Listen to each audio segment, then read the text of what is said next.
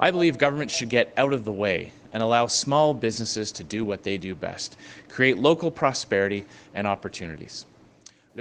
Here's a roundup of the party leaders on day 14 of this election campaign. Conservative leader Andrew Scheer announced his plan to help small business owners. He did so this morning in Thorold, Ontario. He then headed over to Cambridge and ended the day in London. The CBC's Evan Dyer is traveling with the Conservative campaign. Evan? Vashi, we've already seen the Conservatives propose to bring back some of the Harper-era tax credits that were undone by the Liberal government. Think the transit credit, fitness, and so on. Today, Andrew Scheer proposed to bring back the old Conservative small business tax regime, including some of the credits that were undone by the Liberal government. He called them loopholes. Specifically, passive investment would be permitted again, and so would the sprinkling of dividends to a business owner's spouse. With regards to the strategy of the Conservatives as a whole, here we are in Niagara Centre. This is the 29th riding visited by Andrew Scheer. All 29 held by either a Liberal or an NDP member. So clearly projecting an offensive strategy there, that they're playing offense. But it must be said, it's also been a fairly low-key campaign here on the ground in Ontario. 2 events a day, really fairly small crowds, all indoors. We are told that that's partly deliberate, that the campaign believes that rallies draw resources away from local campaigns. So there's a deliberate strategy of not holding outdoor rallies. There's also, of course, the fact that we're in the doldrums of the campaign. First week is over, the novelty's worn off, still far from the home stretch. And then perhaps also the fact that in politics, when your opponent is inflicting damage on themselves, the wise thing is to get out of the way. But in any case, for whatever reason, a fairly low-key campaign here on the ground in Ontario. Vashi. Thanks, Evan. The CBC's Evan Dyer is traveling with the Conservative campaign this week. Over in Atlantic Canada, Green leader Elizabeth May laid out her promises to cut emissions in Canada's transportation sector. People living in rural and remote communities have virtually no access to public transportation. This is unacceptable. May says her party would connect rural and remote communities using clean transportation like light rail and electric buses. She made that announcement in Sackville, New Brunswick. People's Party of Canada leader Maxime Bernier, meanwhile, spent the day in southwestern Ontario. He held a meet and greet with supporters in Owen Sound. Liberal leader Justin Trudeau was out west unveiling his party's next steps in the fight against climate change. Here's the long and the short of it.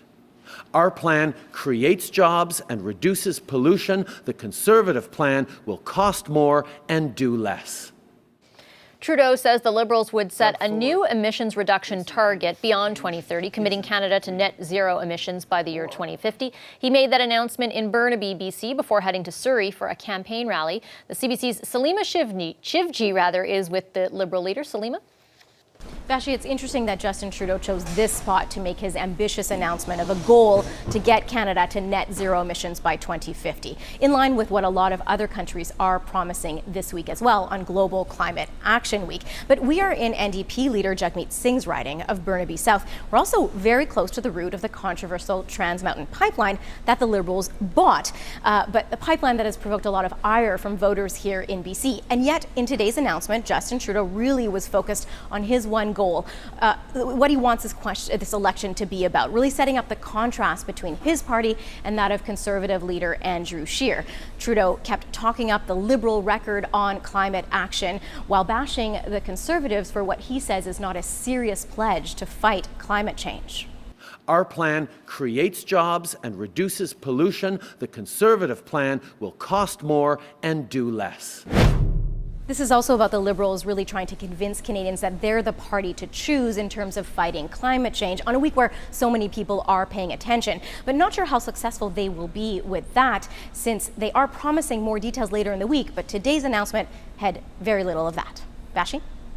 Thanks, Salima. The CBC's Salima Shivji with the Liberals this week. Also beating the climate change drum today, NDP leader Jagmeet Singh.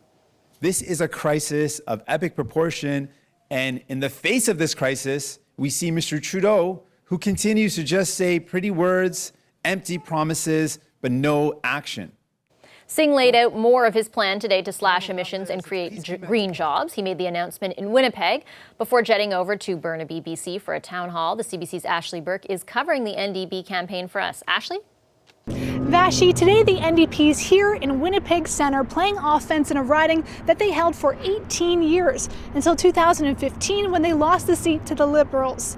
Leader Jagmeet Singh held an event at the University of Winnipeg where he appealed to young people who are feeling anxious about climate change. Here in Canada, young people are taking to the streets because they see the impacts of extreme weather, flooding, forest fires. We see it here in Manitoba. This is a crisis of epic proportion. Singh has already announced $15 billion over 4 years to reduce emissions, but today gave some more details about how he plans to do that. And one of the ways is by working with local municipalities to electrify all public transit by 2030. This is a massive investment in public transit, and we know that transportation is one of the leading sources of greenhouse gas emission. I asked Singh, and so did other reporters, what the price tag exactly would be. He wouldn't answer that and just stuck to his message saying that it's a priority. Now, we do know that the money would come from a $3 billion Canadian climate bank, and that's money for green projects and to create green jobs. Singh's now headed to his home riding in Burnaby to hold a town hall where he could face more questions about his climate change plan. Vashi? Thanks, Ashley. The CBC's Ashley Burke covering the NDP campaign this week. Hi, I'm Vashi Capellos, host of Power in Politics. See more of our show by subscribing to the CBC News channel or click the link for another video.